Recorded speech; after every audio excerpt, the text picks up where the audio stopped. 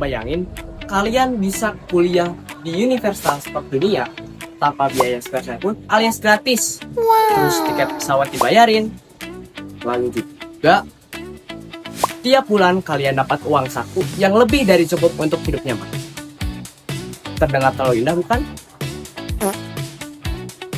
Enggak, ini bukan penipuan, ini nyata. Karena banyak ribuan anak muda Indonesia telah mendaftar di LPDP.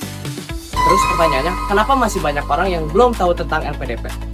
Terus, apa sih rahasia tersembunyi dari mereka yang lolos untuk daftar di beasiswa LPDP ini?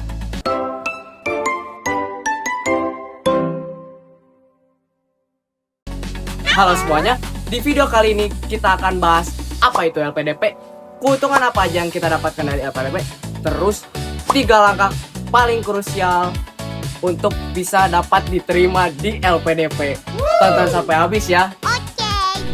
Sebelum kita memasuki mengenai apa itu LPDP, kita harus paham dulu dasarnya. LPDP merupakan lembaga pengelola dana pendidikan secara nasional.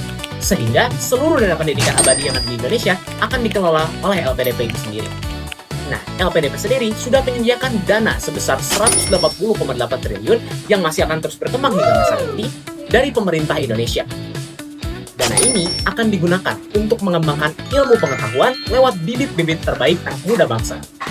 Dengan begitu, Indonesia akan terus berkembang mengikuti perkembangan zaman sesuai dengan perkembangan pendidikan di berbagai negara lainnya. Maka dari itu, kita harus tahu apa saja fasilitas yang mumpuni yang disediakan oleh pemerintah kita semua. Yang di awal tadi kayak full dibayar tuh bener ya, itu tuh nggak main-main. Kalau kalian menang kalau kalian menang dari award di LPDP itu bakal dapat apa sih? Yang pertama, kalian bakal dapat dana pendidikan dari SPP full dari awal sampai lulus tuh bakal dibayarin. Terus buku tunjangan juga bakal dibayarin. Terus apalagi yang dibayarin? Oh, kayak ini penelitian tesis atau disertasi juga bakal dibayarin. Terus yang kedua, kalian juga bakal dapat dana pendukung. Apa itu dana pendukung? Dana pendukung tuh kayak gimana ngomongnya? Kalau PP pulang pergi dari rumah kamu terus ke tempat kuliahnya itu bakal dibayarin semua, tapi ya ekonomi. Terus lanjut, kalau selain PP itu ada biaya visa, terus ada dana darurat, terus ada asuransi, dan yang terakhir paling gongnya ada di living allowance atau uang saku kalian. Itu bakal kayak disesuaikan kalian kuliahnya di mana. Kalau kalian di Tokyo atau di London, tuh uang sakunya bakal menyesuaikan dengan kalian sendiri. Menarik banget kan? Tapi perlu diingat, kompetisinya itu ketat. Ada 3 gerbang utama yang harus dilewati untuk bisa lolos. Kita bedah satu-satu. Kita masuk ke gerbang yang pertama, yaitu seleksi administrasi. Nah, ini adalah tahap penyaringan pertama. Tapi di tahap ini juga banyak orang-orang yang gugur karena hal-hal sepele.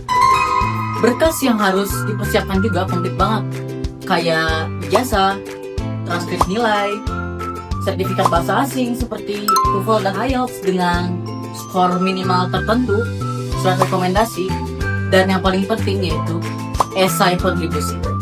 Nah, kalau berkasmu lolos, kamu akan lanjut ke tahap berikutnya yaitu seleksi bakat skolastik atau SPS. Kalau kamu familiar dengan TPA atau UTBK, nah ini mirip-mirip nih. Tesnya itu meliputi penalaran verbal, kuantitatif, dan pemecahan massal.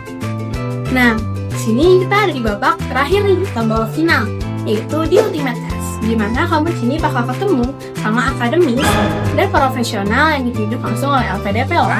Di sini esai-esai dan berkas kamu tuh bakal dikulik habis bisa.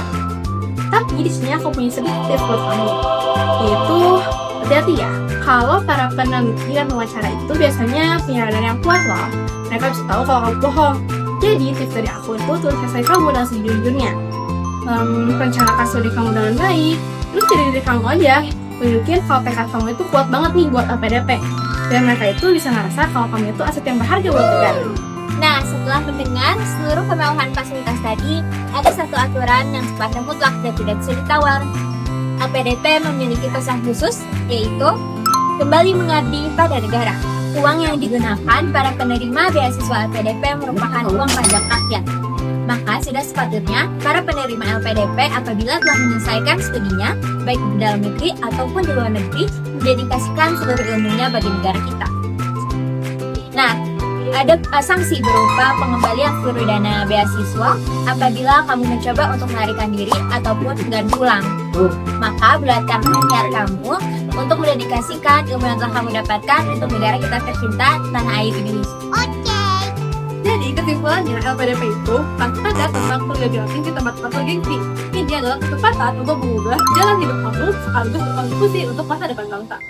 Jadi gimana nih setelah kamu mendengar penjelasan yang detail banget tuh tentang LPDP, apakah kamu jadi semakin tertantang untuk menjadi bagian dari keluarga besar Award di LPDP?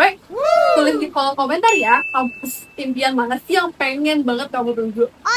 Dan kalau kamu merasa tidak dimanfaat, jangan lupa klik tombol like, share ke teman-teman pejuang beasiswa lainnya, dan pastikan kamu sudah subscribe, serta nyalakan lonceng notifikasinya supaya kamu tidak ketinggalan info-info lengkap.